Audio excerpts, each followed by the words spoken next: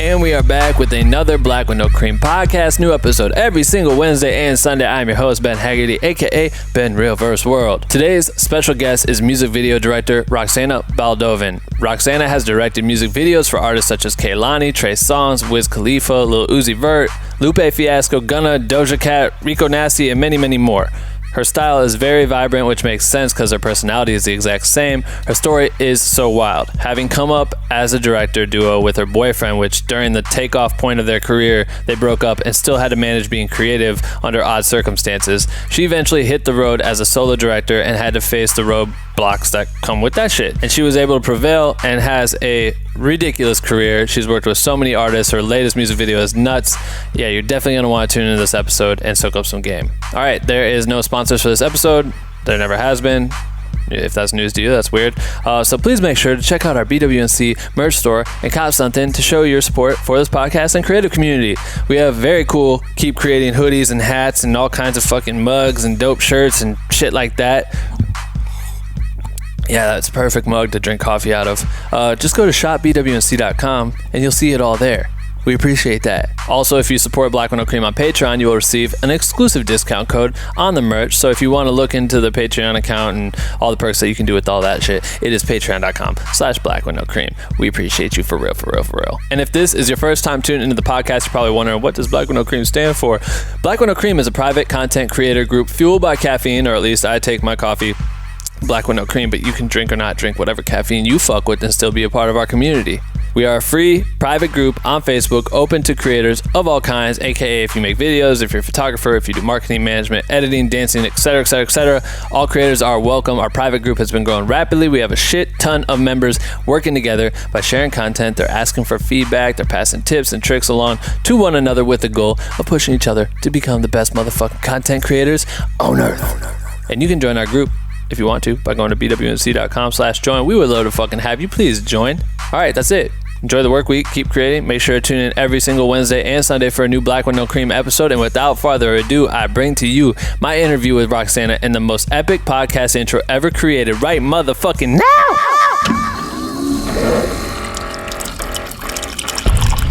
Attention. If you stop this podcast recording at any time, you will die. I don't want to die. Do you want to live? Yeah. You have 24 hours to share this podcast with 5 people or you will die. I'm kidding, you won't die. You're just weak shit for not sharing. And the winner of the best motherfucking podcast goes to... Black with No Cream. What do you think? It's so fucking dumb and so fucking Ben Haggerty. I knew you would say that. And we're back with another Black with No Cream podcast. So it's like, it's not dyslexia. I can't think of what I have, where I know when I think about something so much, I'll box it. But I'm going to say your last name, and I don't remember if I'm thinking of the way you just told me how to pronounce it or the way I thought it was. Roxana Baldovin. Yes, you got it. Hey, cool. Okay. Roxana Baldovin is in the house tonight. But you go by Roxy. Yes. Once you know me, I'm Roxy. What do you prefer? Like, you know how there's like, so Robert De Niro is Robert De Niro, but everybody calls him Bobby. Oh, right. So once you get to know him, I got you. Like, I'll introduce myself on set as Roxy sometimes. It just, like, depends. Right. What kind of vibe you're in? But, like, my professional name, like the one you'll see in the lights, is Roxana Baldovin. I like that. That's cool. That's tight. Yeah. You're a really good director. Thank you. Yes. For people who don't, I'll preface it in the intro, but do you want to talk about, like, some of the projects, more recent, whatever projects you worked on, or, like, what kind of artist you are, so people kind of get the gist of who you are? Sure. I feel like it's hard to describe yourself as an artist. At least I don't like describing myself. No, right. I learn more things about myself and my artistic style when other people describe me. And then I'm like, oh, I guess I do that. Right. Like, I guess I've been hearing a lot that I do a lot of stuff with colors, which I guess I've always known, but like I didn't realize that it's like a thing of mine, so now it's like a stylistic thing. What is she gonna do with colors now? You have green lipstick on and your nails are very vibrant. Oh, yeah. You seem to like colors. I get it. Totally. Totally. Right on. Yellow, bright yellow sweater. Exactly. Right. It's aesthetic, you know? Yeah, for sure. Yeah. But colors, but what are you saying? You work that into your type of, your material? Yeah. Like, I guess like every video will have like a different color scheme or like thing. Right. But I never really thought of it. I was just doing my art. But how do you pick, when you go about deciding stylistic moves for your music videos, if you choose colors, like your last music video, you just sent me early pictures of it, and it was very, very bright neon colors and shit like that. Like when you're saying you pick different colors and that's just what you gravitate towards, what's your process for doing that? Like what are you finding for references and things like that? Are you pulling stuff that has a lot of just bright colors? Is that just what you kind of like fall in towards? Well, no, like for example, yeah, so the project I just did was like super 90s, and like they wanted a lot of bright, colorful stuff. Yeah. And actually, the color scheme that came by mistake. I wanted to use a different artist for a set design, and she was like, no, I'm not interested in this project. Please don't use my work. And I was like, I'm not going to copy you. If you're not down, that's fine. So instead, I was like, let's do a Lisa Frank thing. Yeah. Which is all like rainbow animal print for like one of the setups. And then that's something that everyone's been gravitating towards now. But that just came by chance. Yeah, right. Like that was not my initial thing. But like, I don't know, like I've done like a blacklight video recently too. My next video is going to be like a lot of different monochromatic things. Cool. So are you thinking about these? Are you just like tripping on certain things on the internet and you're just like, oh, this would be kind of tight. I want to do this at some point, and you write it down and try to find a way to work it into a project? Pinterest. Yeah. Also, I like a lot of photographers. So sometimes I see like I love Dave LaChapelle, obviously. So like that is also sometimes an inspo. Like his color schemes are very bright and vibrant a lot of times. Totally. But also like he does really obscure stuff. Right. But I've done a project too that was all black and white, but then like Sin City vibes, you know? So, but it's never like to me, it's just kind of natural in my process. Like, oh, what am I going to do now? Not necessarily like, oh, this video is based on this colorful thing. Right. You know? Yeah, totally. So have you always done music videos? No, I started in documentaries. Yeah? Actually. Nice. I went to journalism school. Yeah. Well, I went for broadcast journalism and then film and media studies, which is like theory of film, even though I loved my classes. So I pretty much got like a documentary filmmaking degree, I would say. Nice. Did a lot of short form news pieces. Tried to do a feature documentary. Hard as fuck. Without like ever doing any short form content before, so don't recommend that. Right. Now I'd be able to do it. Yeah. But back then it was like I didn't understand that maybe you should be cutting while you're shooting. Yeah. Not just like shooting, and then like being overwhelmed. Oh my God. So. Yeah, that's the worst. I've done 3 documentaries and it's so much. Are they features? Yep. Fucking long processes. And I don't know why the last one we thought was going to be a quick like wham and bam, get it done in 4 months, and then a year and a half passed by and you're just like, fuck. But yeah, like shooting, editing helps a lot with that process, but that would suck to get stuck in the corner at the end with fucking terabytes of content. Yeah. Woof. The thing too that turned me off from documentaries is that you don't know how the story's going to end. Right. Which like, I mean, I would definitely do a documentary again in my life, but I'm saying I like now that it's like, I choose the way the story is going to go. Yeah, I also realize I'm a very stylized person. Like I need to like make my set and like pick what is going to go where. And like you like having full control over I want to create a world. Yeah. Right. Yeah. Documentaries are weird because you're just kind of like following, I mean, I guess it depends on what your story is about, but like you're following that world and living in that world, and you have to try to tell the story from the best view I guess you have of it, and like that shit's kind of tough. But we experimented more with building some worlds that we could like transition in our last doc, which was fun. Like we got to like go, I don't know, we shot like a basketball fight that kind of went along with the story, but we got to choose and make it look like a certain style, and that was fun. And I think a lot of documentaries are starting to do that versus just cutting to old B-roll of whatever story they're telling and getting through it that way. I don't know, it's kind of fun. But so you did docs. What was the doc that you did? Talk about it. Let's see. What was the doc I did? Yeah. Or started. You said you didn't finish it. It was about, I mean, my mom's still in my ear, like, edit your documentary. You haven't started editing? No, I've gone through many edits, but it's just like, so basically it was about December 21st, 2012, the end of the world, end of the Mayan calendar. But it was really more about the beginning of the new age of thinking. So like I actually do have a lot of like short form documentaries, like little things I could do. Like I interviewed Dennis McKenna, who's Terrence McKenna's brother. Do you know who Terrence McKenna is? No. So he was like, they were the first like white people to go into the Amazon and like trip with natives, with indigenous people. Like they were the first ones allowed into the tribe. So basically Dennis, and they were like doing DMT, a lot of mushrooms. So Dennis was like the spokesperson. He died. His brother, who's the one I interviewed, Dennis was the brother. Terrence was the face. Right. Dennis was a mycologist, so he like was a lot of like studying about mushrooms. So basically, I interviewed him about like psychedelics and like how much they can help the brain. Then I interviewed Alex Gray, who's this like painter, and he does. I was a tripper basically. Like he does a lot of like cosmic things. And then Daniel Pinchback I interviewed. So he's like one of the biggest speakers on like basically like new age ways of thinking, you know? This is tying into the End of the World doc? Yes. Okay. So basically the End of the World documentary. Right. Yes. I went to Costa Rica and I went to Mexico for the End of the World. So initially the story, I got interested in the story because I went to Sedona, Arizona. I went to college in Arizona. I went to ASU. Got it. And then so me and a few people went to Sedona, and there was a guy who was 75 years old, Peter Gersten. He's amazing. He was taking people to the top of Bell Rock to hike. And he was the first lawyer to sue the government for hiding UFO files. Oh, shit. From New York, like me. So, and then he moved to Sedona, because Sedona is one of the 7 pressure points of the world. Okay. So it's like one of the highest energy places of the world. Right. So you could feel it when you're there. That's That's crazy. why he went there. Have you been there? No, never. You're from Colorado, right? No, I'm from Iowa. Iowa. 12 hours. Not too far. Okay.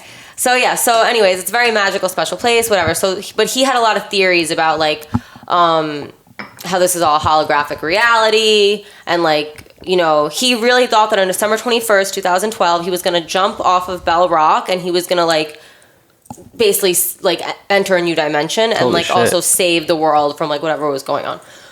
So when I had never heard anything like that in my life. So I was like, but he was so like, he said it with such conviction that like, you wouldn't think he's crazy. You were like, wait, what is this guy talking about? He's onto something. Like, this is a 75-year-old guy. Yes. Right.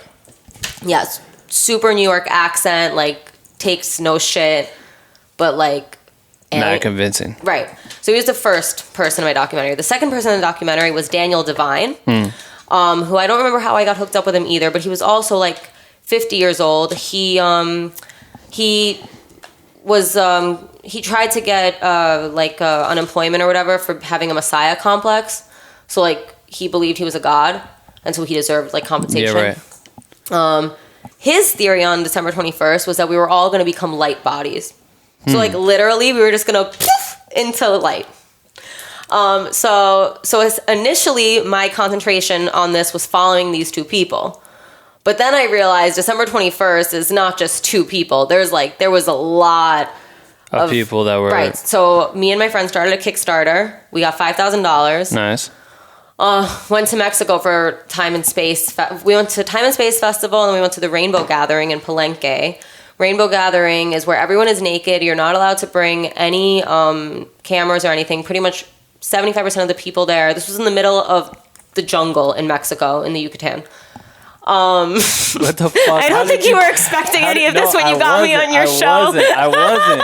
I'm like, how the fuck do you find all of this shit? Also, I want to know, what is your take on the End of the World at the time? Were you doing it because you were like, what they're saying is so interesting to you, or were you like, no, I believe it too, and I need to document it? Because at the end, we'll continue. Sorry. I was gonna say, you were talking about finding the ends of your stories, but yeah, for sure on that one, if the world ended, your story is never gonna end. So I actually met a lot of filmmakers in the process who like also chucked their documentaries because it's like nothing happened. You know what I mean? Yeah. But really, what I found through the footage that I got was that it's just the beginning of the age of Aquarius. But like really, it's like the beginning of a new way of thinking. Like it's true. Like since 2012 to now, like I remember I went to this MAPS conference also in San Francisco. So it was a psychedelic science conference, which was basically like talking about how Molly helps relationships, and it also helps PTSD in soldiers, right? Right. And then like mushrooms too helps with OCD, and it helps like, you know, with different anxiety things and addiction. Yeah. Iboga is another one that helps with addiction. It's like the poison from a frog. Ketamine, which like I don't know, but okay. People say ketamine helps. Ketamine helps depression, but whatever. So I went to this whole conference that was all about like how all these psychedelic medicines help, you know, different things. And at the time, like I definitely believe in that 100%. At the time, though, it was like very out there. But now all these things are actually happening. Right. Like ketamine actually did just get approved to help depression. You know, Wow. like there's way more soldiers that are being treated for PTSD with mushrooms. Like that is a thing, you know? So I was like in the beginning of that. Yeah, early.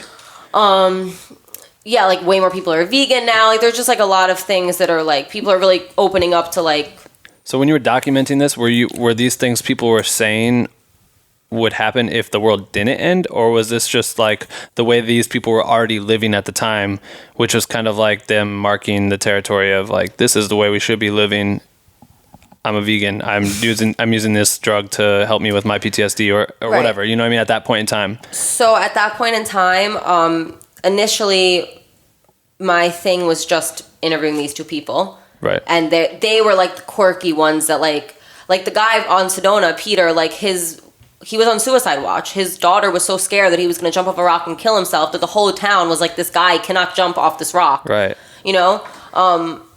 But, That's and so he didn't crazy. jump on the rock. He didn't jump off the rock. He's still doing his Taco Bell Rock Club. Like, he just realized, basically all these people, and I think Daniel Devine also might have realized it, he like had the craziest drawings of like dolphin pods. Like he had the song, "We are the dolphin pod of universal love. Now come to the dolphin pod of universal love." And like he had these crazy architectural, like futuristic designs that he thought that the world was going to end up living in, right? This is so crazy. Yeah, no, I can like give you... You need to put this shit out. Yeah, It sounds like a wild ride. I probably do. It's just it needs to be like in sections as opposed to like one long documentary, because I think it really is just like 5, like every interview should be its own thing. Also interviewed Laura Eisenhower. Forgot about this one. This is Eisenhower's great granddaughter, who said that the Illuminati's real. Her grandfather Eisenhower was asked to start a colonization on Mars and he declined, and like all this other crazy fucking shit. Yeah, like, this is so wild. She's interesting. So was the 5K that you raised, was that to fund you going to the two places or splitting up into a team to like document them on the end of the world day? Yeah, more or less. It was more than just Mexico and Costa Rica. It was also, we went to the Star Knowledge Conference, which was like this Navajo gathering on December 11th or December 12th. 12/12/12. Because that was like a day for them, you know? And we like did like powwows, and it was just like so beautiful and like so much energy. That's where I interviewed Laura Eisenhower. That was in Arizona. Then like we also went to San Francisco and did the psychedelic science. So it was just like all these events, all these conferences of like all these different people that kind of had like similar ideals. Most of the people did not believe the world was going to end on December 21st. Right, but they had like radical... A lot of people believed that like it was just ushering in a new age. And like honestly, I agree with that too. Like overall, I think that absolutely I feel the world is different now than it was 7 years ago. Well, I feel like when people would think like, fuck, tomorrow it's all over with. Like you kind of want to change the way you've been living, especially that might wake you up from, or it's the same thing as like if you walk outside and you almost get hit by a car, that shit could shake up your whole day, and you start thinking like, fuck, why am I going to this shitty job every day? I should like do X, Y, Z, or this should change my life, or this, you know, I should start listening to people that are trying to tell me alternative ways of living, or so on and so forth. That's what it was. It was all about alternative ways of living that are becoming more mainstream now. Interesting. I guess. Well, that's fucking wild. We went on a tangent. Yeah, goddamn. So this was 2012. So okay, let's step back early. Let's go back. I know we just got the most random shit, but like where? So you're from Bronx? I'm from the Brooklyn. I'm from the Brooklyn Bridge. Yes, I'm from Brooklyn. Tight. Talk Yes. about New York. What was that like? You born and raised? Yep. Swag. Left when I was 17, so lived there my whole life.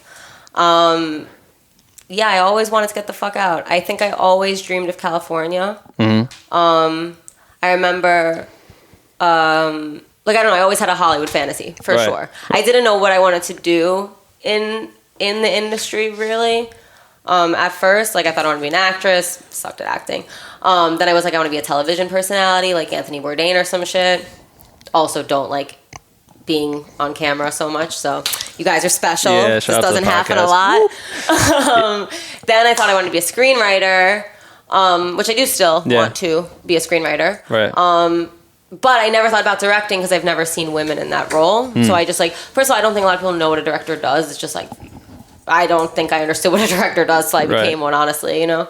So, yeah, I think that it's important to like see other people do it so that you can do it. So that's why like Instagram now is so important, I feel like. Fuck yeah.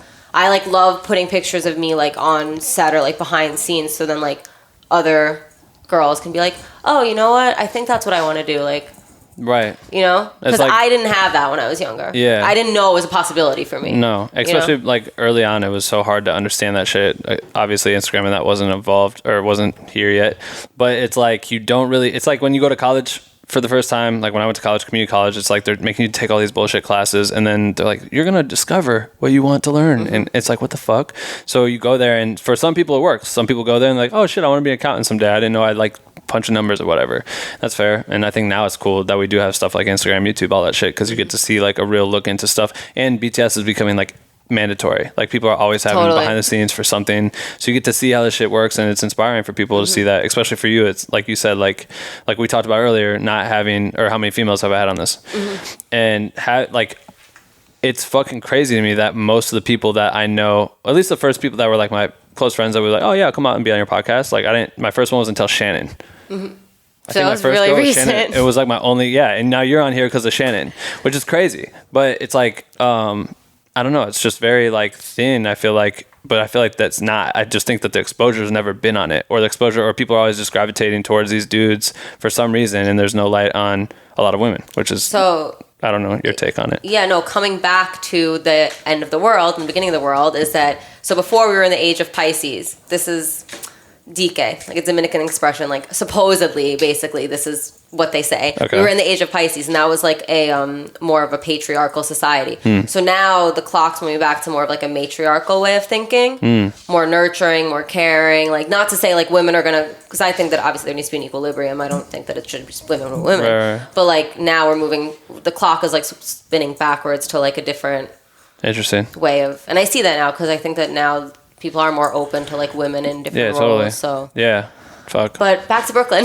Yeah, Brooklyn. So what was your family like? Where was it? I don't know, parents, brothers, sisters you had? My parents got divorced when I was 8.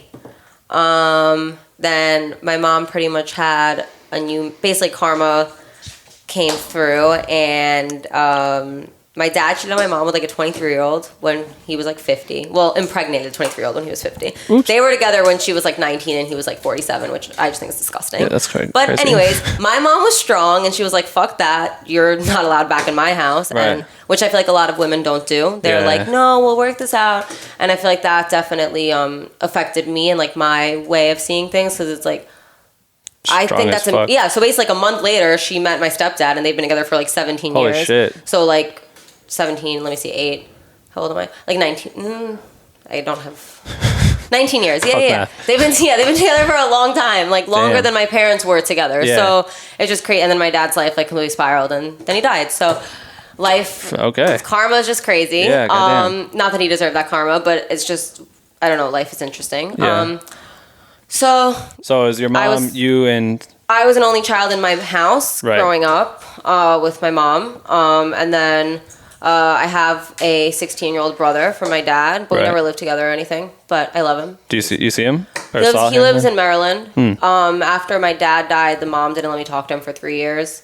And like was like telling him, you don't have a sister, da da da. But now we're good. That's good. Or like as good as we can be. So I'm just waiting for him to like grow up a little bit. Right. But we talk. Yeah, that's awesome. So between your mom, what did your mom do? Were you like, did she ever push you into creativity? Did you always? Did she push me into creativity? So she's like, you gotta get the edit done. I like that. Basically, my mom was an EKG technician in a hospital. You know. Yeah. She's an immigrant, so she came to this country, like from like communism Poland, and basically like, you know, they came here with nothing, whatever. She was like selling her art, like sculptures and stuff, you know. Cool. But my grandmother came to this country. I don't know how she became an EKG technician, but then basically she was like, here, this is what you'll do. You know what I mean? So, but that wasn't what my mom wanted to do. What do you do? An EKG technician. I don't even think it's a job that exists anymore. I think that it's like something with like, giving people MR, like setting up the machine when people have like a heart stuff. I don't really know. Right. But it's like not a great position. It's just kind of like a whatever. Like she didn't have an education or anything, you know. She was just like, okay, I'll do this. Yeah. But she was always an artist. So then she got with my dad, who was a doctor. Right. They met in the hospital. She actually saw my dad's last name and was like, I want this last name. I'm going to marry him. And Holy then it shit. happened. What the fuck? My dad was an Italian-American guy. So, like, basically, I grew up in an immigrant community. I grew up in Brighton Beach. So that's, like, all Russians that came from... It's the biggest population of Russians outside the USSR. Goddamn. So, like, pretty much a lot of people came in 1991, like, after... My parents came a little bit earlier. My mom came in 1968. But yeah, so basically I grew up in this immigrant enclave. Everybody was with someone else in the community. I was pretty much the only person that was like not fully Russian or Polish or anything. Like I grew up with a lot of identity issues. But yeah, so my dad was an American and where was I going with that? Sorry for my ADD. I hope that it's okay. Your mom. My mom's a creative, yes. So my dad was like, he made her quit her job, but also like didn't approve of, like when I was like 8, around the time that they got divorced, whatever, he was like, maybe because he felt bad or guilty, he was like, you don't need to work anymore. It's like, fine, you know? And she stopped working. And basically before that though, he never, even after that, like he never like approved, like he never believed in her creativity. He was like, what's this art shit for, you know? Yeah. So when I was 8 and my mom quit her job because my dad was like, quit your job, she started doing Photoshop on the computer. Gave like me and all my friends like Photoshop lessons, you know, because she was always a photographer and like she always drew. Yeah. And so I think she combined those two. And so now she's fucking killing it actually, because I've like inspired my mom now. Like she always tells me too, because like the one thing that I have that she didn't have was drive. And ambition, which is what I got from my father. Because basically like he also came from an abusive home with nothing and like, you know, it was like... had to figure it out. Yeah, and I was like, I'm going to become a doctor. Right. So, That's crazy. So between, like, his, like, workaholic mentality... He literally died in the hospital. Like, his workaholic mentality and, like, my mom's creative fused, and I became... And so... Goddamn. But yeah, so now my mom is, like, having exhibits left, right, and center. She had an exhibit in Brazil, and now she's having an exhibit in Russia, like, with the Russian embassy. That's crazy. They live in Poland, my parents now. My mom and my stepdad, and they're, like, art socialites there. My stepdad's a folk singer. Damn. For her photo work, or was she... Yeah, she's a graphic designer. Yeah, okay, so she'll take... Her specialty really is that, like, she'll travel. Like, for example, like, the Brazil thing. Like, she was in Brazil. She did a whole... Like she'll pretty much like make like take photos from her travels like in Brazil, for example, and then like do some trippy shit in Photoshop. Make it look wild. Yeah, and the same thing like the Russian exhibit is that too. It's like Russia, but it's like telling a story of the country and the people and the culture. Yeah, mixed with like some sort of graphic design. Yeah. Plug her IG. Yeah, hell yeah, Lavinia, follow her. I will definitely plug her IG. Next time she's in Cali, she'll be on the show. That's so tight. So then, in high school, were you taking any like photography, video classes, anything like that? Yeah, I definitely started with photography. You did? Definitely started with photography. Photojournalism type shit? Or what were you doing? Yeah, photojournalism type shit, I would say, yeah. They didn't have a lot at my high school, so I have no idea what like people are offered elsewhere. There was like a video class and then like a yearbook. I think I was scared of video, honestly. Yeah. Like, I think I always wanted to make movies, but I, like, the thought of, like, a video camera and then editing the footage and, like, putting it together, like, it just freaked me out. Yeah, yeah. I really needed school to, like, I needed videography 101. So you did photography, what was, like... In school? Was that what did that spark in you? What were you doing first? Were you, like, going out and trying to shoot people? What were you shooting, like, you know what I mean? What was kind of your gravitation? So I think my creative thing really started with dancing, actually. Shit. Like, I always used to, like, close my eyes and listen to a song and choreograph, like, a music video in my head. Like, I didn't even realize that's what I was doing. Yeah, yeah. So that was first, and, like... You were dancing? Yeah. I danced, like, competition dance until I was, like, 16. Nice. And then also, I was in all the plays and musicals in high school. I was a drama major in middle school. Hell yeah. Major in middle school. I swear to God, Bay Academy. Is that what it was called? They had majors in my middle school. And the only reason why I didn't have majors New York's weird.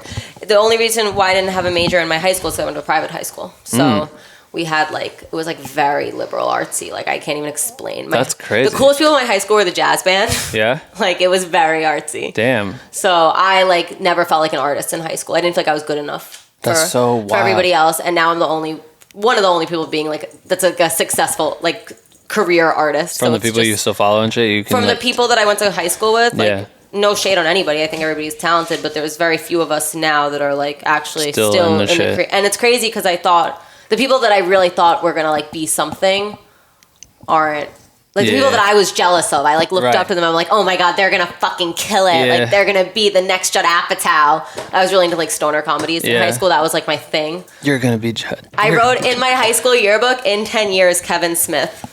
That's what you wrote? It's like, yeah, like we had like a thing, like a little superlative shit or whatever. Yeah. And that was like what I wanted to do. Stoner comedies, Jay and Silent Bob. Love. Were you writing scripts back then? Yeah. Oh my god, I would get so stoned and write just like Xavier Renegade Angel. Do you know that show on Adult Swim? I was really into like weird trippy shit. I know. I missed the whole Adult Swim era. Oh, like, okay. I don't know. I just didn't. So basically, yeah, like I was watching Grey's Anatomy. Oh, I couldn't deal with the tears, man. It's fucking crazy. I couldn't deal with like. Yeah, it's intense. Yeah. So were you developing those? Like, I know you said like it took you a minute to get into video, but I'm sure you were like working with other video creators at the time, maybe? So yeah, so in high school, I was, besides being on the stage, I was taking photos in the dark room and everything. Like I was like in like photo class like that. Yeah. A lot of pictures, yeah, of like New York City and like people. I like people. Like even on vacation, like when I go like travel anywhere, I mean, when I say vacation, to me, that's not in a resort. I mean, like, I like to go to a country and, like, explore the country. Yeah. So I love taking photos of the people and, like, you know, because my mom taught me this, actually. Like, I would take pictures of a building, and she's like, that picture is so much better if you get the building with the guy sitting in front of it, because a building's empty. Right. There's nothing going on there. But if you show life, like, humanity brings life to art. Absolutely. And show scale. Is it so? But what I was getting at was, do you, with like the scripts you were writing, the shit that you were into comedy wise, like were you acting in videos or making content like that? It was all writing. Just writing. Nice. Definitely didn't, and that's the kind. Like, I mean, even now, like I kind of feel like scripts aren't anything. But like even music videos and you choreographing and being in plays. Oh no! I was like, I definitely didn't start.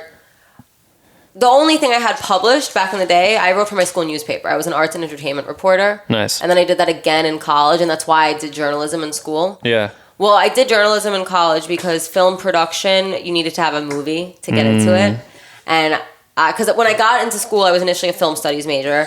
And then I was like, wait, I'm not going to learn how to use a camera. That's not what I signed up for. Right. So then I found out that that's film and media production, but you needed to make a short film to get into it. Just to submit, just to be just accepted? Just to get into the school, you know? So I was like, well, I don't know how to... Like, I was scared. I'm the first to admit I needed school. So to me, broadcast journalism was perfect. I was going to learn how to do videography. I was going to learn how to edit.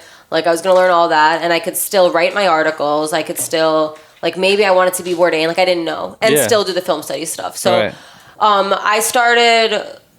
Yeah, so I started with newspaper articles. And then after that... I did spoken word in high school, too, for a little. So I also was writing for a long time. A lot, yeah. I wrote a lot. Did, like, poetry stuff. When you say you keep referencing Anthony Bourdain, were you traveling a lot? Oh yeah, I grew up traveling. You were traveling a lot? Yeah, so when I was 15, so I went to Europe all the time with my family because I had family in Poland and Germany. Then and every time we would go to Poland, we would always like go somewhere else. Right. And now my parents live in Poland. So, but then when I was 15, I was like, fuck this Europe shit. And I went on experiment in international living. So I lived in Australia for 5 weeks by myself. Well, I had a host family, but when I meant you were 15? Yeah, like I went, basically it was like a teen tour. Right. So I went, it was the first time I left without my parents. Yeah. And fell in love with Australia. It's a fucking dope spot. Yeah, we did 10 days in the outback, which is actually where I fell in love with indigenous cultures, was because we lived in the outback for 10 days and with Aborigines and heard their Dreamtime stories. So it's their stories of underneath the stars and how the universe was created. That's crazy. Yeah, it was beautiful. And then I lived in a town called Oruru, and that was we had a pet kangaroo. It was a town of 568 people. What the fuck? Yeah, fell in love with a boy. Not in love. That's a lie, obviously, you know. But now he's a famous footy player, which is Australian soccer. Yeah. Yeah, mad funny. Footy is the name of the sport? That's what it's called, yeah. Tight. Footy. Shout out to the footy people. Yeah, shout out Luke Tapscott. Yeah, shout out to Luke. Not my only shout out on this show at all. Your mom and Luke. That's dope. Oh my God, LOL. Anyways, and then the last part of my trip was that we went to the Great Barrier Reef, which is when I became really into the environment, and like because I snorkeled and saw all the bleached coral reefs, and I was like, fuck, we're affecting the environment. So yeah, Australia was very life-changing because I realized a lot of things about myself. The next summer, I did it again, but I went to Japan. And we did like intense Japanese language courses every day. Was this through school? Yeah, so this is the blessing of like having gone to a private school, because at first I like hated it because I went to public school until I was in 8th grade. And New York's very interesting because there's literally, you get a handbook of 500 public schools you can go to. And that's not even all the schools. There's also specialized high schools. And then my school was not a religious school. It was a private school. It was an independent day school. Right. So there's just like a plethora of options. You have to write your 12 options for like your public schools, right? I got into a school I wanted to go to. I was going to be a humanities major there, Midwood High School. But, you know, there's metal detectors and like, you know, my dad was just like, no. Yeah. Like, he saw me like, you know, having fun. I was in 8th grade. I was a bad girl. Yeah. I was definitely, the movie 13 was definitely my life. Okay. So my dad was like, I'm going to get you straight. You're going to go to this private school.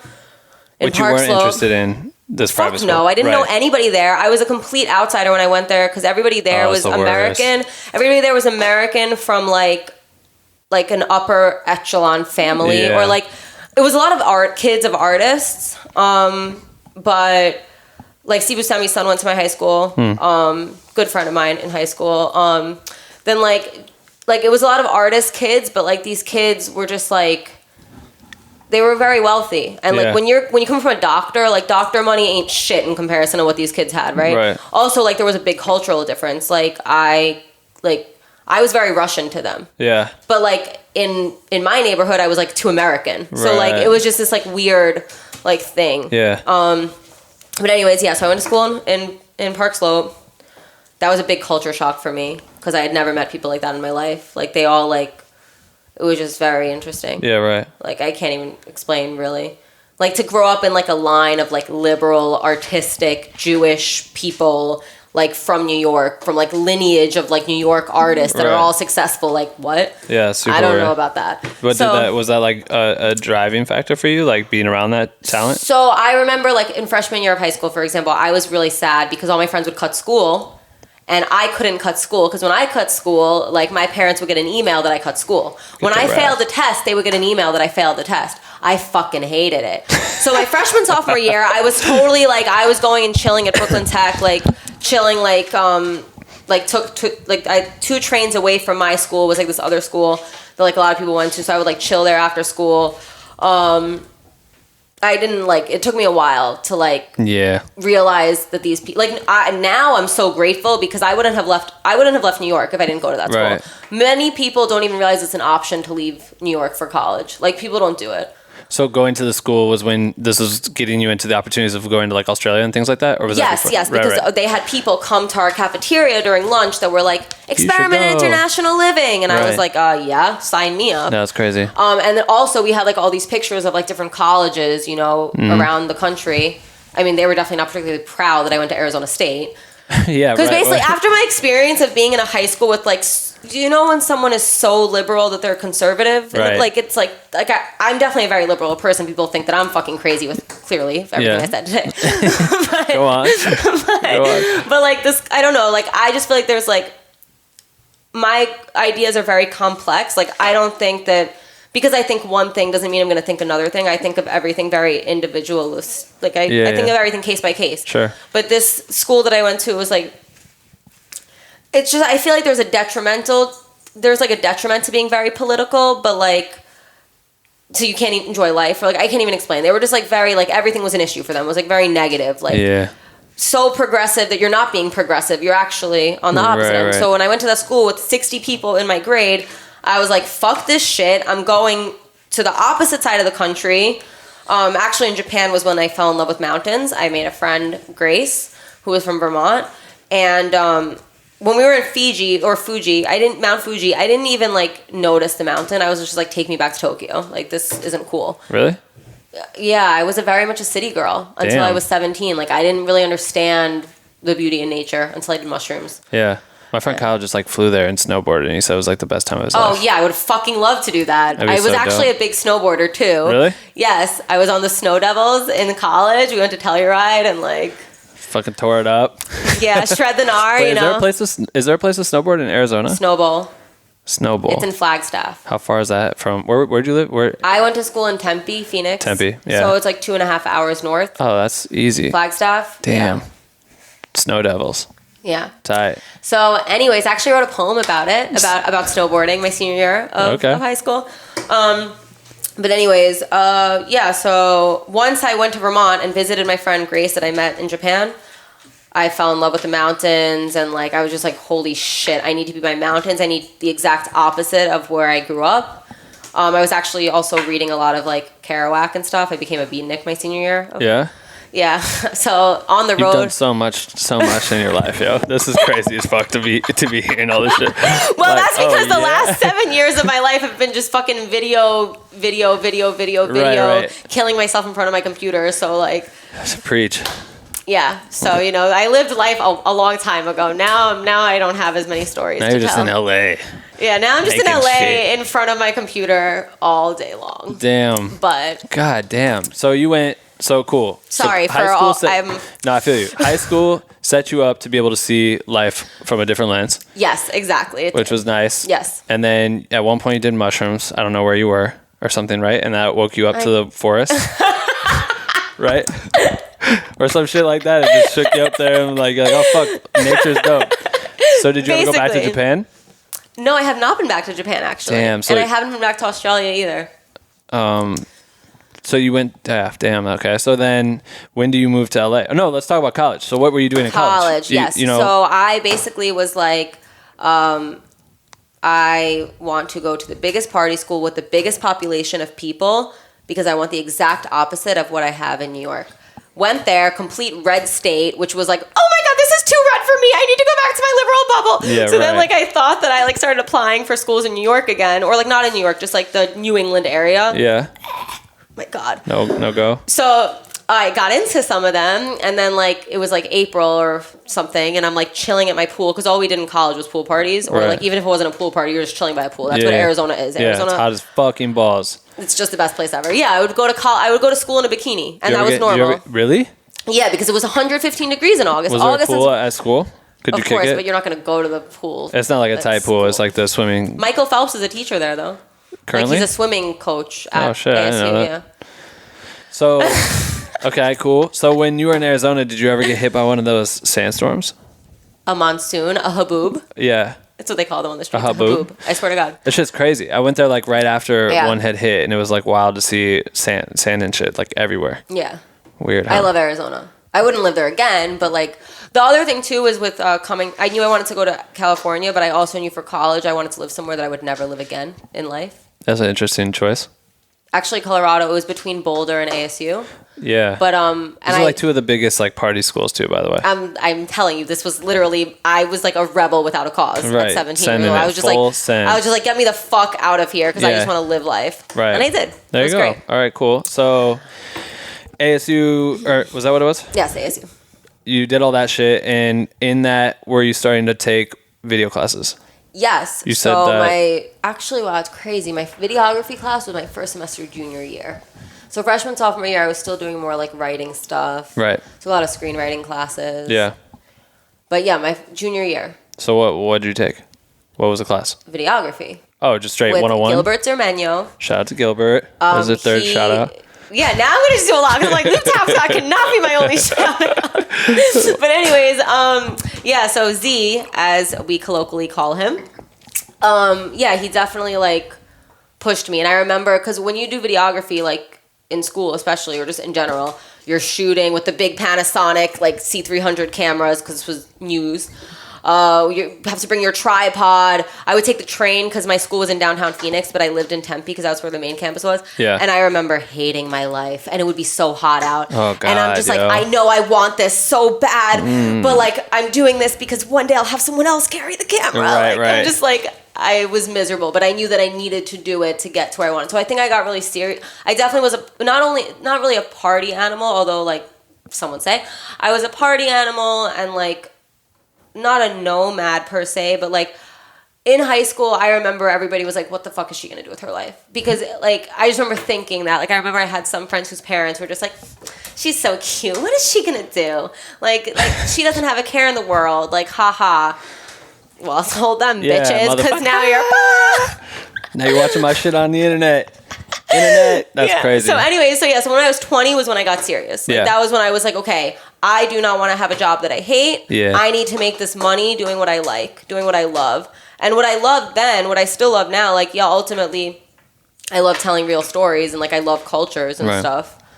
Like, I love exploring and I love, like, helping... just like showing people other ways of life, I guess, because as you said, I've experienced so many different ways of life. Yes, you have. In my life. So like, sure. It's just crazy how many subcultures there are in the world. But then somehow I got thrown into music videos, and now I love that. I'm on that path right now. In college, or was that after you moved My here? senior year of college. Yeah? Yeah. So basically, I was going to New Zealand. Okay. And I had just started talking to a boy, and we did acid together. So tight. When you do acid with someone, just a warning, you're going to be like this right away. That's a trick for you guys. If you want to like be like, if you want to get to know someone within 2 seconds and you want to hang out with them and really, just speed that whole process, do acid, just the two of you. The modern day Cupid. Literally, I'm telling you right now. So it has happened with several people. This all happened in New Zealand? No. I was going to New Zealand. Missed your flight because of the acid trip? No, but the airport was certainly trippy on acid. I'll tell you that much, because I was coming down off acid. But it was me and this boy like fell in love in one night on acid, and then I left for 3 weeks with another boy. Okay. Because I didn't know that who knew that was going to happen, you know? Right. And like the whole time in New Zealand, it was a boy that I was in love with my whole high school life in New Zealand that I went with, right? Okay. But then like when I was there, I was just texting this other kid, and he's like, "Who are you texting?" Like it was crazy. Yeah, right. It was like not what I was expecting. Long story short, he was like, "Hey, I'm going to do a music video for these rappers, and I think I want you to help me with it." And he had never done a music video either. Like, he was also doing, like, short form little things, too. He worked for some company in New York. So I got back from New Zealand, and we shot this video. Didn't know what the fuck we were doing, either of us, at all. Like, crazy. I got EP credit on it. Yeah. And he got director credit. Video has 12 million views now. The rappers kind of like blew up. Who? Underachievers. Oh. Do you know them? Yeah. Who was just on the podcast that was touring with them? Damn it. I cannot think of who it was. Let me know. Let me know. Where are in the they comments. From? Brooklyn? Yeah. Fuck. Were they in Europe maybe with Hendrik? I don't know. I can't remember. I don't know. I'll think about it later. I don't know. That's going to piss me off. But anyway. Let me know. I'm so curious. So the first video you guys shot got 12 million views? Yes. Okay. Ever. Shout out to fucking that. Yeah. So after that, I basically had to go back to school because it was the summer before my senior year. Yeah. So we shot this the summer before my senior year. I had to go back to school to Arizona, where like, what the fuck is going on with like after that first music video, I was like done. Loved it. I was just like, this is what I'm doing now, like on it. What was it? Was it you two just shooting? Like, was it just you two together, or did you have a crew? No. So we had a girl, Jana, who like lit it for us, and honestly, like, let's be real, she was more the DP. Like he was very good at like hiring the people. So, right. But it was not many people. It was like her and maybe one other person. Like, it was very small crew. The rappers knew what they wanted. They were like, we just want to shoot with our homies outside of this mural. Okay, word. So we did that. Yeah. Like, there wasn't that much to it. You know, like, I shot some of it, like, with the 5D. Right. 7D, honestly, maybe at that point. So, anyways, I loved it. Went back to school and was like, okay, I want to do this. Yeah. So, what happened was that he stayed in New York and, like, kept on, like, getting jobs, you know? Mm-hmm. But I was still helping with them, like, with the creative and, like, you know, like, we were still working together even though I was far. So, when I was in school, my senior year of college, like, I wanted to drop out. I was just like, fuck this, I need to be in New York. Princess Nokia was coming up at that time. I don't know if you know who that is. No. Wiki and Rat King, like, all these, like, local New York people were, like, making a name for themselves in New York. And I was like, what the fuck am I doing in small town Arizona? At the time, that's how I felt. Because, like, you know, you never know what you have till you're gone. So at that point, I just wanted to get back to New York so badly, wanted to be a part of the scene. I had a mentor my senior year of college, Aaron Brown. He was the first, his first day on the job at CNN was 9/11. Oh, shit. So he he was a big guy in the 90s. Like, Anderson Cooper replaced him. So he had Nightly News with Aaron Brown. Yeah.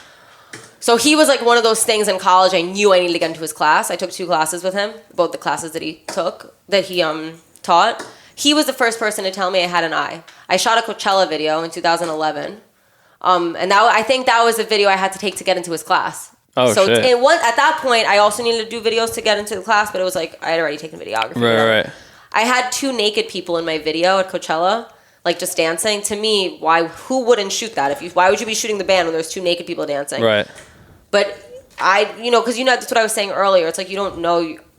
I can't really judge what I know. Other people judge it. You know? Yeah. And so he was like, "Wow, you have an eye," like, and I was like, "I have an eye. What does that mean? Don't you have an eye? Doesn't everybody have an eye?" He's like, "No, but you have an eye." Yeah. And I'm like, "Okay, thanks." And so he was the first. He also told me when I was in college, and I would freak out to him about everybody in New York's doing stuff, and what am I doing?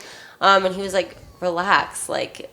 Some of these people, like, you're not going to know them. They're not going to be anybody in 10 years. Like, you're building longevity. Like, right. Don't worry about it. Yeah. And that's definitely true. That's crazy. He also told me, he was the one that was like, you don't want to be a journalist. Like, he literally told me, he straight up told me that I was way too creative for it. Cause like, we would have like news pieces and I'm like playing with the RGB and like, I'm just like getting all trippy with it, like mirroring images and like, just like, nah. That like 101, like editing, the little edit things you do to make it cool. Like I was experimenting with all that stuff. Like, right. Like I definitely taught myself like more of the trippy shit. Right. I guess he was just like, you're way too creative for this. This is not what you want to do. The fear is the failure. Go get what you want to do. The fear is the failure. I was like, I don't have fear. I'll jump out of a plane tomorrow. And he's like, there's more ways to fear, honey. Just like sleep on it, Like he didn't say that, but like I went home and I thought about it and I'm like, you know what? That's true. Like this is not what I want to do. Like, yeah, I want to be a director. Like I want to be like making more videos, So then I did a commercial for this local bicycle company in Phoenix because that was like pretty much the only thing I could do at that time. Right. And then basically my now ex, he was like, "Hey, I have this video and we should totally direct it together." And I remember being so excited because this is all I wanted him to tell. We were long distance my senior year of college. We were long distance, and I remember I couldn't wait for him to say something like that to me because like I really felt like I'm giving you so much creative input on like all these projects he was doing after that first project and like getting none of the reward of the creativity like at all when it's like you're straight up sending me edits and I'm because he continued to do music videos and shit like that, so you're just like weighing in, right? Got it. Probably like 3 or 4 right. He had done until this one that he was like, let's do it together, and I was so excited. I'm like dancing around my house like thinking about the concept and the treatment and da-da-da-da-da-da. I give him my ideas, and he's like, oh, and then I remember he came to visit me, and he's like, okay, I'm going to email the DP. And I'm like, okay, and he emails the DP, and he's like, hey, this is the director, and I'm like, don't you think you should tell him there's 2 directors? And he's like, I don't want to overcomplicate it. Whatever. So he ends up shooting the video with my concept without me. Oops. Yep. It's over with. Well, it wasn't over actually till the fat lady sung. So karma bit that one also because what ended up happening, I don't know how it ended up happening, but like we ended up pretty much basically fully re-editing it at the time, and it did get both of our names. So the end of my senior year of college, I come back to New York. We do Acid again at a music festival, Electric Forest. All right, this is the same guy that you did Acid with the first time, right? Yes. Got it. Yes, this is who I got into directing with. Yeah, got it. We literally started our careers together. First music video ever. So where's Electric Forest at? Michigan? Yeah, okay. So we went to Electric Forest. Yeah, I did a lot of festivals in college. I was a tripper. Right. Now I'm like so reformed. So anyways, like now I'm like Burning Man. I don't think so. Yeah. Maybe, but I'm like, I'm good. Mm-hmm. So anyways, we did Acid again at Electric Forest, and he just started hysterical crying, and he was like, it's always been us, like you're right, like we should do it, like we should do Yashana. So like that was our directing name. It was his name and my name combined. Right. And yeah, so then we started doing Yashana after that. Like he just felt so bad about like, he just was crying about all whatever he did to me, and I'm like, okay, so we'll do Yashana. So we started directing together because now I'm back in New York full time. We did more videos for the Underachievers. then one of the videos we did for the Underachievers. But the thing too was like it was a rocky start because it's like I was always there, but like I wasn't. Nobody knew I was there. You know what I mean? So you're like the new kid on the block, even though you've been in the loop for. So when I got in, a lot of people were like, "What the fuck are you doing? Why are you doing this with your girlfriend? Like you're pussy whipped, like da da da da da." But they didn't understand, you know. So like I had a lot of like proving of myself to do, and then. And even like on set and stuff, like it feels a lot better now directing alone. Just because it's hard when there's a male and a female director at the same time. Maybe now it would be different. I don't know. Yeah, but like I think that back then there was just a complex of it for a lot of reasons. Long story short, though, we did a video for the Underachievers. It's called Amorphous. Okay. It was pretty much like I wrote it when I was in my office I worked at a Forex company after college. FXCD it was called. So like trading currencies. Okay. It was my uncle's company. Nice. And my mom was like, "You're the only one for the family. You're the only one in the family working for that company. Like you can be so rich. Like think about it. Like take this seriously." And I'm just like, no, like this is just so not me. Like this will just never be me. I don't care how rich I can be. Like this is just not. I'll be rich another way. It's fine. So when I was in that office, it's a beautiful office in the World Trade Center. Like you see all the windows are glass. You see the whole like New York City, Empire State Building. When was this? 2014. Got it. So in 2014, I wrote a treatment based on my life. Basically, we literally shot it in my uncle's office. Damn. And the concept of the video was just like. Leaving your fucking 9 to 5 and going and your joining. uncle's like watching the cut like oh shit and joining the revolution. And so that video is very much like my concept. And because I think like when you were working two directors, I think that like sometimes it'll be more one person's idea and others will be more another person's idea. Right. So anyways, that video we had like 100 extras come to Washington Square Park. God damn. And one of the extras that came worked for Atlantic Records. And she was like, "I want to show my boss this video and get you more work." Damn. And so that's how we got into bigger and better things. That is fucking crazy. Yeah. So when you start getting into bigger and better things, is this with him still? Or are you guys working as a duo? That goes on for a while? It went on until November 2016. So actually it's really funny because we didn't really get a label. So this happened in 2014 that the label hit us up, and I was very much like, I'm the type of person like I'll email you 10 times. Like you can't like you have to have that sort of energy, I feel like, to be successful like in this business in terms of like they're not going to remember you. Like you need to remind them who you are. Yeah. So we emailed them. I don't remember if we got a treatment right away, but long story short, it took a year and a half to get a treatment from them, and I remember or a year and a half to get a viable video. Our first label video was Lil Uzi, 𝐂𝐸𝐿. Oh, that's dope. So before that, like we probably wrote on like 20 things. I don't know, a lot, you know, from this one commissioner. She was our only connect in the label world. It's crazy. And I remember telling him, I'm like, let's email her again. And he'd be like, she knows who we are. And I'm like, no, she doesn't know who we are. Let's email her again. Yeah. And then we emailed her again, and then like, you know, everything happened. So that's crazy. Because you got to think like that was one day that she met you guys, and then she didn't meet us. She never even met us. It was an intern of hers that put us in email contact. Damn. Yeah. Damn. So you guys got Lil Uzi? We got Lil Uzi. Funny because we had already broken up at that point. So did you do it together? Yeah, we did about like 7 big videos together. So we did Uzi, and it was all from this one commissioner. We did Uzi. We did a Lupe Fiasco video. Yeah. We did Kehlani, Distraction. We did 5 Trey Songz videos. We did a P&B Rock video. Am I missing anything? So what do you think you wrote in that last email that sparked it for her? I don't know, because I mean I can't remember now. I don't know if I feel like we wrote on You Was Right, and I feel like that was before P's and Q's. Mm-hmm. So like I think that it was more. I don't remember. Maybe we probably sent a video with the with it, and she was like, "Oh, okay, here, write on this." I remember the first treatment we ever wrote was $10,000 for Stolly. He's a rapper from Ohio. Totally, I know Stolly. But that got shot?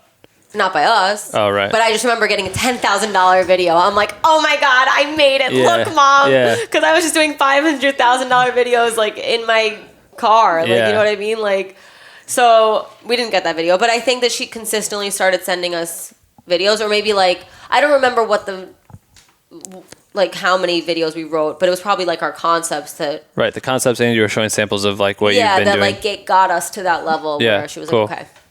So that's crazy. That was a whole slate of fucking. I mean, those are big videos. Yeah, and it was all from one commissioner, and we were broken up. We were like in this weird. So weird. Yeah, like it is weird. Was it weird working with him then on those jobs? So basically, like we were in an open relationship. Yeah. During all of those, but then I met my current boyfriend right before we shot our Kehlani video. We shot Kehlani and PNB Rock in the same week in New York. Oh, you were going back to New York for all these? No. Most of them were here. Right, gotcha. The Kehlani and PNB Rock were the only ones in New York. But yeah, I was here. I went to Seattle for a night to hang out with my now boyfriend because he invited me to Seattle on our third date. Because I hooked these guys real quick. I don't know. Like our first date, he was like, come to Seattle. And then I went to Seattle. But me and my ex were always very open about like what we were doing with people. So obviously he knew I was going to Seattle to see this kid. And then I came back. So that was when it started being like he definitely like tried to, on Kehlani, I feel like, because he was probably mad because of whatever, like right. It was just a lot of ego and like emotional toxicity. Like now we're cool. Like I wish him all the luck in the world, but like there was like a period where it was weird. So, but the last straw, our Trey Songz videos was the last videos we had done together, and at that point I was already like full blown with my new boyfriend. Yeah. So that, you gotta imagine, that's another level. Like he was already out of our house. God damn. He was already out of our house. Like. Like he flew back to California now for this video because he basically went back to New York after we broke up. Jesus. So, yeah. And were you still somehow able to like focus on the product? Like when you were doing it, it still work, like, you know what I mean? Work with work? Yes, but I remember the energy on, like, I haven't worked with that commissioner since then. I don't think he has either. I don't know. Like now I hit her up and I'm like, hey, like look at my new work. Like I'm a different girl. Like she doesn't know. Like I'm such a different person from who I was on those sets because now I'm directing by myself. Like I've been directing by myself for like 3 years now. Yeah. So it's just like, and that, by the way, also like I pretty much had to start over. Yeah. Like when I was very miserable in my last relationship just because of like we were both miserable. I mean, we were just like doing everything like. Because on top of that, we also had a clothing company. Like, we were just, like, really... So, yeah. So, like, when I broke up with him, I broke up with, like, everything. All of your work. Everything. Like, for 4 years, I'm telling you, like, from 20 years old... Yeah, when I was 20 years old was when I stopped being... I just became this, like, workaholic person at 20. Right. I was like, this is when I'm going to start. Yeah, so from 20 to 24, like, this was our company, Pangean. Like, he has a matching half sleeve. God damn. He has the moon. Like, we were, like... real serious about what we were doing. Yeah, you were. But I wasn't happy. Yeah. And so I ultimately was like, I want to be happy and the universe is going to work in my favor, which goes back to my mom, I think, breaking up with my dad. Or just kicking him out of the house because he fucked her over. Yeah. I was just like, if my mom can do it, I can do this, I think. Kind of just like in the sense of like, this is not the end all be all. This was like a part of my life. And it was very hard. And I mean, how hard it was for me, it was obviously probably harder for him because he didn't have anyone else. But like, that's just, I wasn't an asshole in that situation. Like we got ourselves to this point where it was just like, you know? So it's so interesting. So anyways, it took me a lot of time to like rebuild and regrow. Right, because when you're doing this underneath your branded name, people are just knowing you guys as a duo. Or were they even focused on the duo? Did your brand kind of have its own image of itself? The brand was the duo, the couple. Like we wanted to be like we were really but nobody believed in us together. I think a lot of people believed in him and didn't believe in me. separately. Right. Not to like victimize myself or anything. But a lot of people, like, as in who? Like, are people hiring you? No. People hiring us believed in us for sure. I guess I'm talking about like haters at home. Right, right. I got are you. they even who matter? No, You're right. You're right. I should be focusing on the professionals. People loved the concept of a couple directing together. Mm-hmm. And so when that couple aspect of it went away, it was much harder to sell myself on my own. And it was really frustrating because it was like that Kehlani video was another one that was like, it was so obvious to me that that's like a woman came up with the concept and like direct, and like he too was like, oh, this is going to be your video, like your thing. But it didn't play out that way because like when you are a part of a duo and then you try to sell yourself separately, well, what have you done by yourself? And I'm just like, this fucking bike commercial from 5 years ago, like. Yeah, that's fucking weird, right? You know, like it's like, what do you mean? Like I still directed all these things, you know? So there was a lot. It took me, after we broke up, it took me maybe like 8 months or so to get a job by myself. Damn. We broke up, so November, and then I got a job in like July. That's crazy. Yeah. So what was your process for finding work? Like, how were you doing it? Well, luckily, we had a rep email us after my Gucci Mane video. Yeah. Our Gucci Mane video. She emailed us, and I'm a hustler. Like I told you, I was checking our email. He didn't check it. Damn. So she hit us up, and she was like, hey, although I think also like this, everybody has their own path. Like this was meant to be my path. That I got hooked up with them because they were very maternal. Like I'm not with them anymore, but one of them was a Polish girl. There's no Polish people in Los Angeles. That's crazy. Like the fact that one of them was Polish was really weird, and the other one reminded me of my mom. She was like a Jewish mom type situation. So I was like, hey, we're not working together anymore, but I would love to, work with you guys. And they were like, okay. And so my first video with them was the Neon Trees video. Damn, that's crazy. Yeah, and now I'm with other people. Right. So how were you guys finding work before? But just through that commissioner? All those jobs were just through that one person. That's how much she believed in us. So she really believed in us, and then like I think the energy on that Trey Songz video just. Yeah, because you did how many Trey Songz videos? We 3? did. It was 5. 5? And it was a week-long shoot. For all 5 videos? Yeah, because basically like the whole concept, it's like pretty annoying actually, because the whole concept was like a Bachelor spoof, a spoof on the show The Bachelor. So it aired on VH1's Week of Love in February. And I was super hype about it. I loved it. You know, I thought it was like it was the greatest thing I had ever done. Obviously, right. So, and it was like it was like a film set. Like it was a $500,000 budget. Yeah, which is insane because 3 months before that, our biggest budget was $18,000. Right. So we just like skyrocketed. Didn't know what the fuck to do with that amount of money, or like. Was the commissioner worried that knowing that they give you this much? No, the commissioner just gave us a producer that handled it. That handled it, yeah. And because we had a production company, Pangean. We had a production company. Everything was going through our company, but like we didn't know what the fuck we were doing. I don't think that 2 artists should run a company. Like I think you need a company person. Business person. Yeah. Like now I have a new production company and. Ella, my producer that I'm running it with, like she was a lawyer. She's very much like a business, like organized. Like she knows all the legal contracts that we're signing. Like we're very much like that's dope. A duo, like a yin yang. Yeah, you know what perfect. I mean? Whereas before it was just like we were 2 alphas trying to like. It was just like not. Yeah, it's alpha's an artist. Like it wasn't gonna work. So, but yeah, all of them were through her, and then.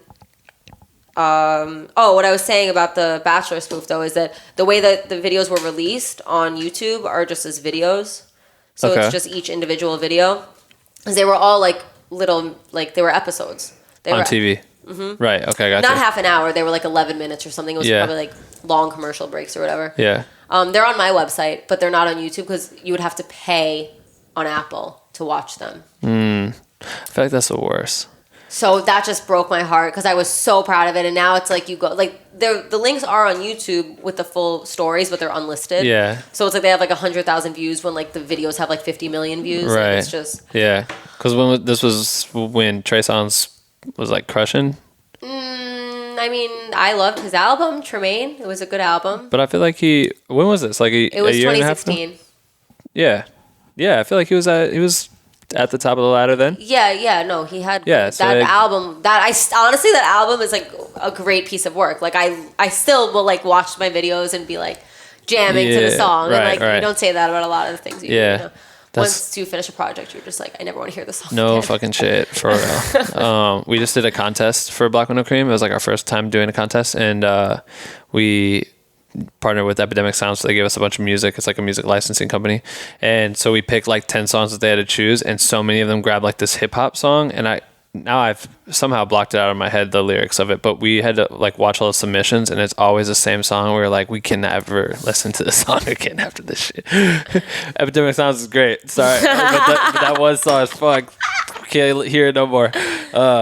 So cool. So you finally like kind of get pushed into your first video, which was, what did you say it was? Neon Trees. Yeah, Neon Feel Trees. Good. So what was the experience like that, doing it by yourself? Was it as easy as you thought it would be? Like, you know? I mean, I was nervous as fuck because not only was it my first like big budget for me. Yeah, and like solo. in comparison, big budget video by myself. Like I also hadn't done a video in 8 months. You know what I mean? So, and it was like a really ambitious shoot. We shot it at the Saguaro Hotel in Palm Springs. Like we rented like 12 hotel rooms to shoot on all the balconies. Yeah.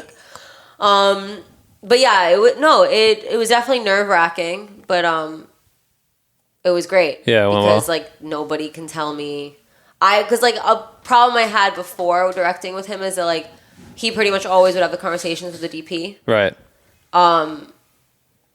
And like it was just understood kind of like I would be doing the art or the styling or whatever, and like he would just like, of course it's not like I can't talk to the DP, I would, but like he would just be like, let me do it because like they'll understand me, or like just like some like right just shit like that, you know. So it just felt really good being like, nobody can tell me this is my set. Like there's nobody else. Parts of it are yours. It just honestly felt amazing. Yeah. And it's like it's people that can do like directing duos. It's amazing. Yeah. I think that, like, I think now if someone wanted to collaborate on a project with me, it would be different because I have this experience of directing by myself. But like, to never have directed before and then like just jump into a duo and like with your boyfriend, like it was just a lot. Yeah. So yeah, now I definitely know how to direct alone. Yep. It's great. I love it. So then what were some of your projects after when you started going solo? So so the Neon Trees, Sammy Sanchez and Raycon, which was my first Spanish video. Was that fun? Yes, I'm really trying to get more into the Latin market. That's like honestly my dream. Like really, really. Do you know Mike Ho? I mean, I know of Mike Ho. You know of Mike Ho? I don't know him personally, but we have the same VFX guy. Oh, who? JR. Yeah? Yeah, well, obviously Shannon. No, shit, I forgot about that. Duh. Yeah, JR's how I know Shannon. Yeah, and Shannon knows JR because of me and Andrew. Yes. Yes. I don't know Andrew, no, but I know. I got me Andrew, and he's been working with Cinema Giants a lot lately too. And Andrew has. Yeah, with Mike. I don't know. So those dudes are all doing. I mean, yeah, no, that's definitely like what I'm trying to do. I want to like live in Puerto Rico for a little and like do reggaeton videos. That'd be tight. That's where I'm trying to be right now. But anyways, yeah, so I did that video. Then I did Zach Abel and Saweetie video. So Zach Abel's a British guy. So I've been doing a lot more like different worldly things. Just now I did the Doja Cat and Riconasty video, Tia Tamara. Right, talk about that, because we were supposed to do this podcast like right when it came out or something, so that we were trying to plan accordingly. I think I canceled this last time, but it didn't get to happen. It's but fine. It turned out fucking great. I don't want to play it with the music on, but I like watching it.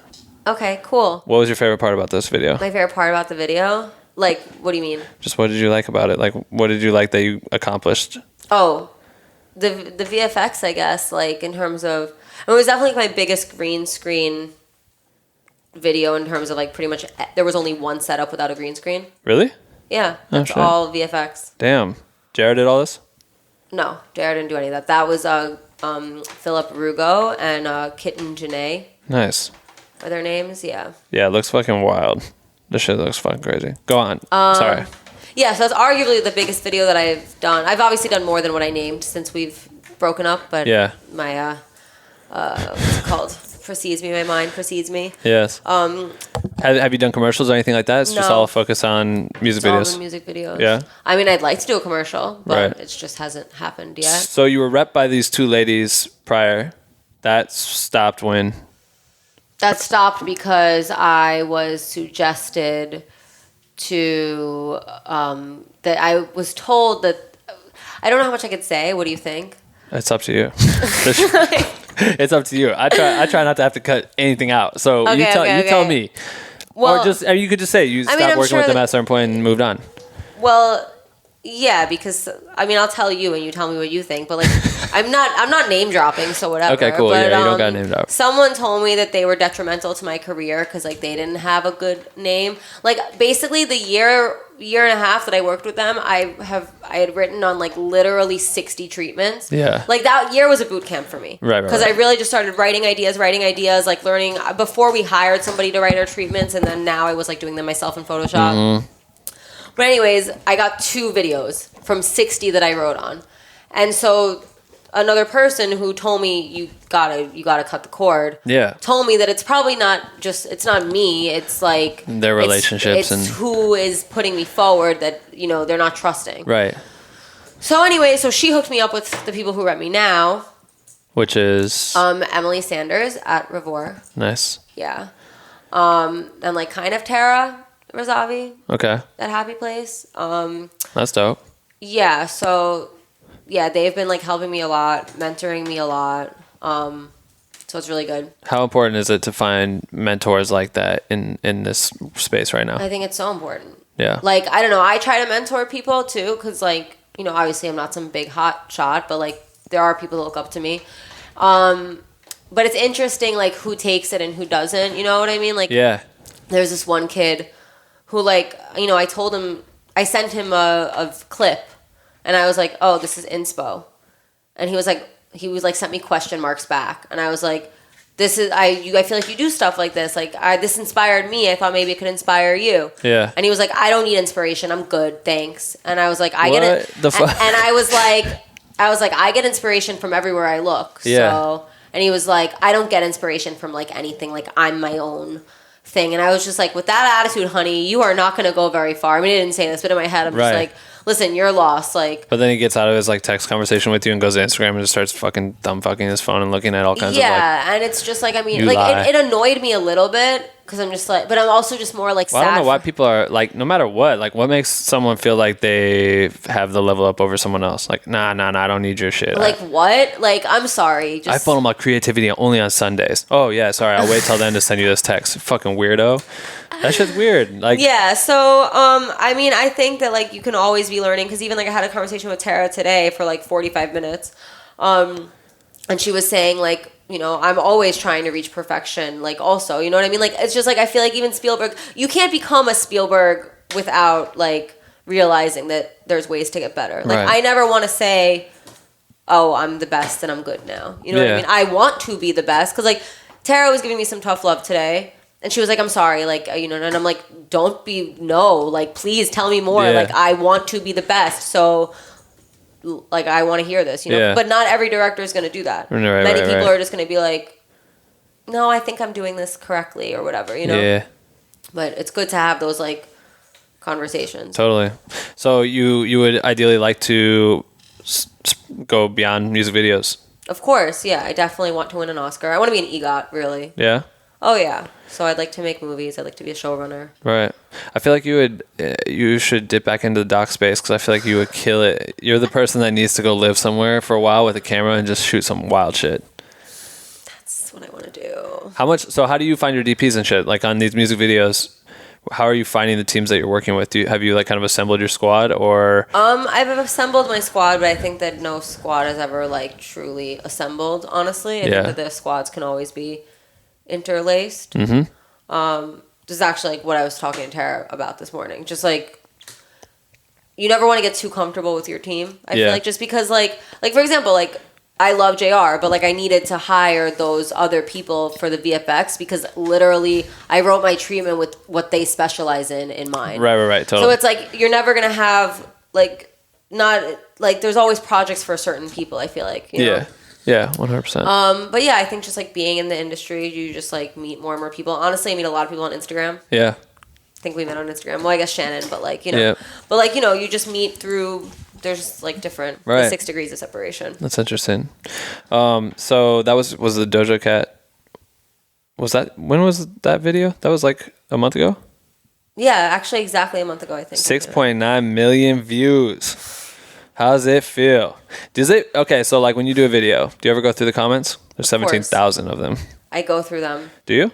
No, I mean, I definitely haven't seen all 17,000 because at a point it gets overwhelming. Yeah, and I think when you do these big videos, like I did like I edited a bunch of Chris Brown's videos when I first moved here, and I would like try to see if anyone noticed like some of the stuff I did, and then I scroll through, but it's all just like Team Breezy, and I'm just like, fuck, come on, where's one that just talks about the video? Like, That's that was funny. Cool how they did that. No, there's some video ones on there for sure. Yeah, there's a lot of video ones. That's on there. good. But I mean, not every video is gonna have a lot of video comments, you know? Right, totally. But there's definitely several on there. If you wanna find some, I don't know what you're doing. This comment here says, director, how many looks do you want? Oh yeah. Yes. There's a lot of those like this video was directed by Lisa Frank. That's so funny. So what do you have next on the horizon? What I have next, I'm doing a Sorority video. Nice. On next week. I have a BB Nombre video coming out. He's a Dominican trap artist, but we did a reggaeton video. That's tight. That's coming out on March 29th. I have a G Perico 𝐿𝐿 video dropping also in a few weeks. What's your process when you do your music videos? How long from start to finish does it usually take you? Pending artist schedule. Like someone, you write on treatment, boom, the treatment gets granted. How long till you usually shoot? When you shoot, is it usually like 1 day videos? Is that usually your thing? Or... One day videos? Like, do you try to do it all in 12-hour day, or? Oh, the actual video, like shooting of the video. Right. For the most part, yeah. Yeah. But that's also like budgeting constraints. Right. Like if you have more money to play with, you also have room to shoot in a longer space.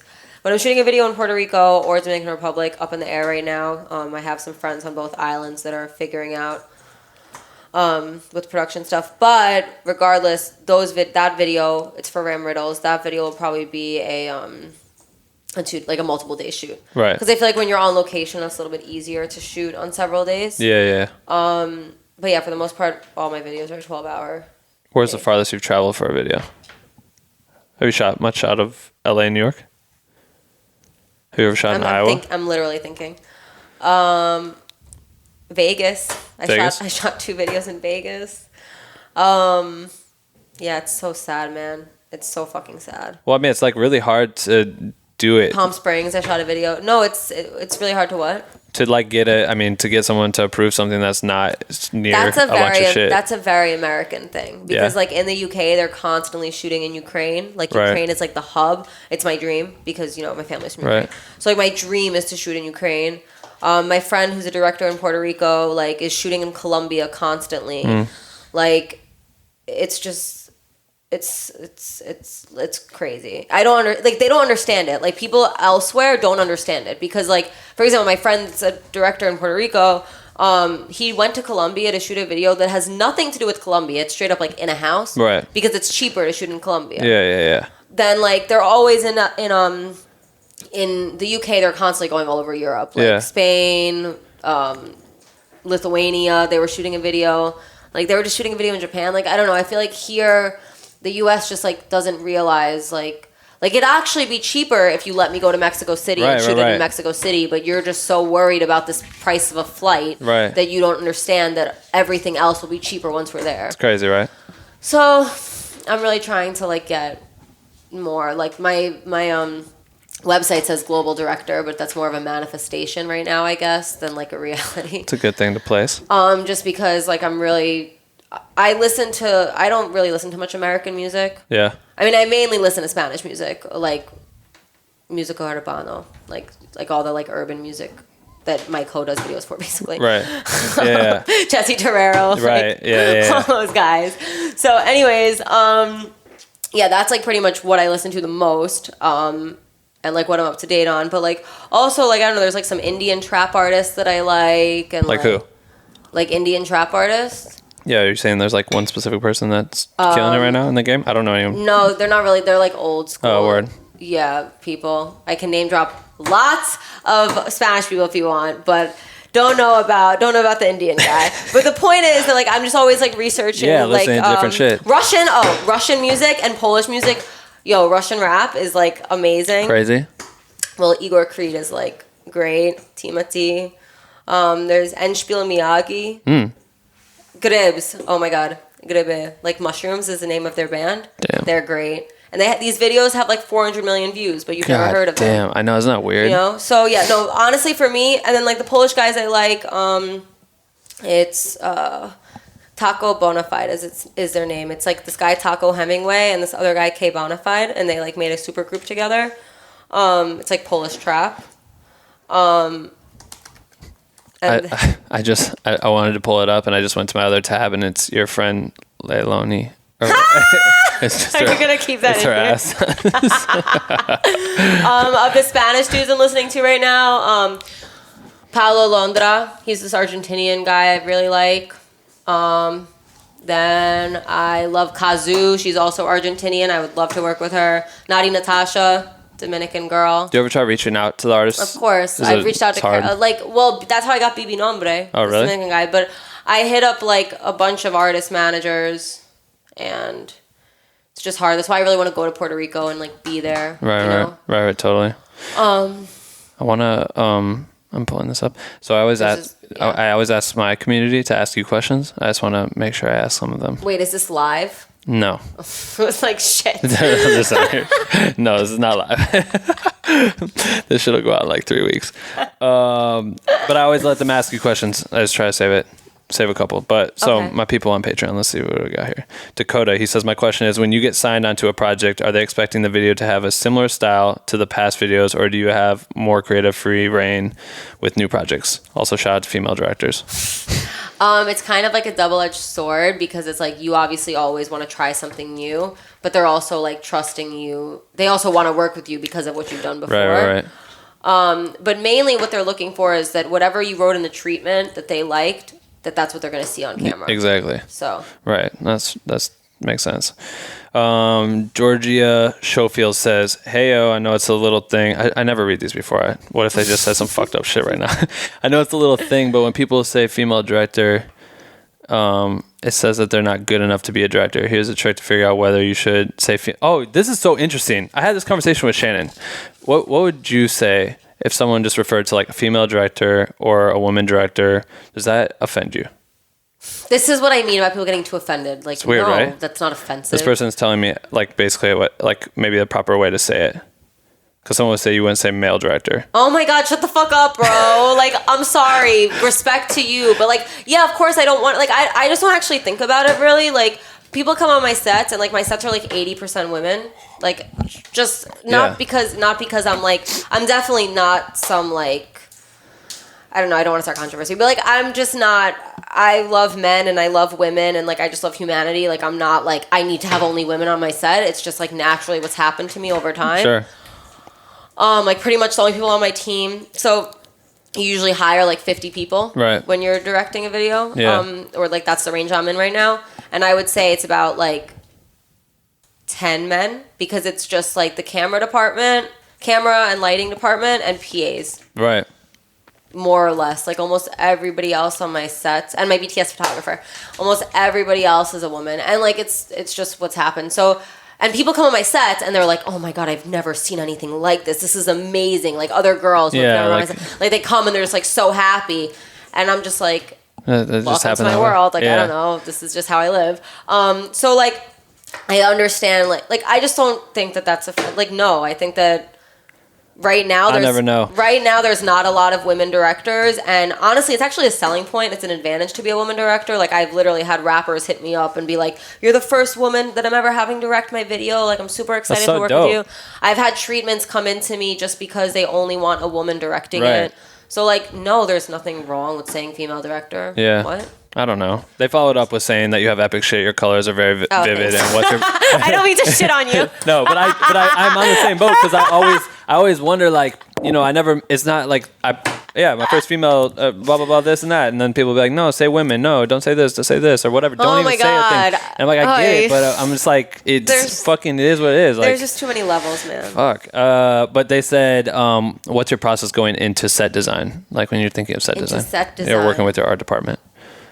So I'm a very like location based person, which is why I would love to shoot outside of America because I have locations on deck. Yes. If people would just let me.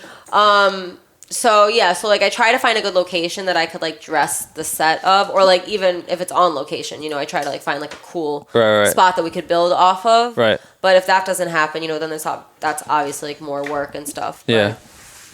It's really kind of case by case. Yeah, initially, the Tia Tamera video was supposed to be not a VFX video, but the quote to design all of that in a studio was just ridiculous. Dumb money. We had to make it in VFX. Just to make it happen. Mm-hmm. All right, let's bang through these. There's a couple more. Ian says he's stoked about this one. I've loved her work for a while. Oh yeah, he DM'd me and said he was so excited. Shout out Ian. Yeah. He says, what's the best decision you have made for yourself in your career?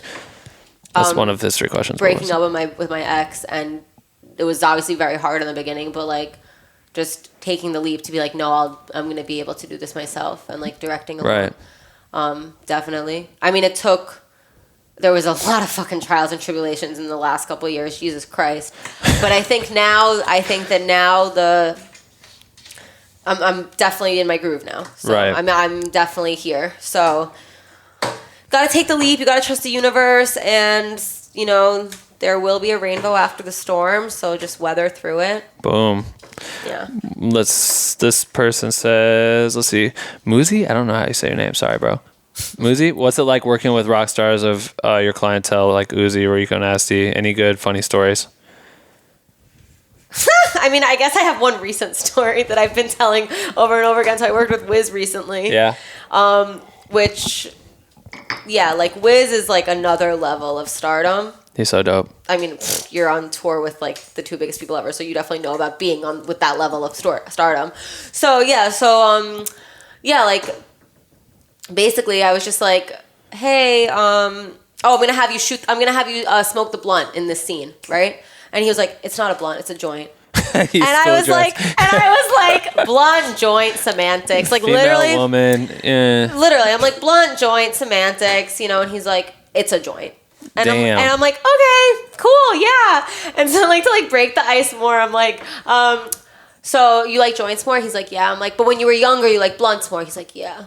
I'm like, cool, good story. Okay, we ready? Lights up. What's going on? Last one. Fucking terrible. It's always so weird. It's like, how do you like redeem yourself from that? Like there's no real way to do it. Yeah, I mean, I think it's funny though. That's my like one story. We got a good old picture with him. Oh, so. I have one more story. What?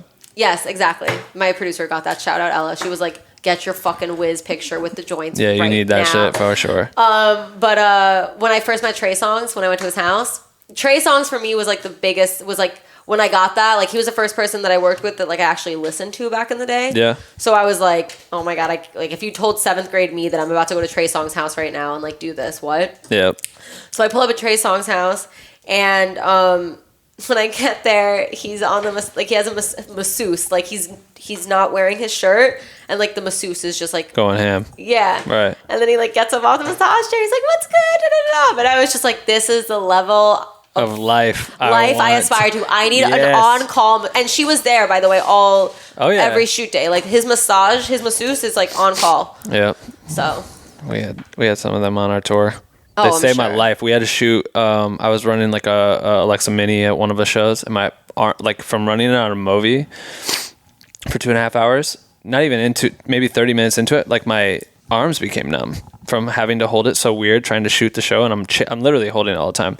And I would run back, and Rory is B's physiotherapist. He would like has this like jackhammer gun thing, and he was literally like trying to get blood flowing in my hands and save my fucking life doing that shit. I like shout out to those dudes and the women.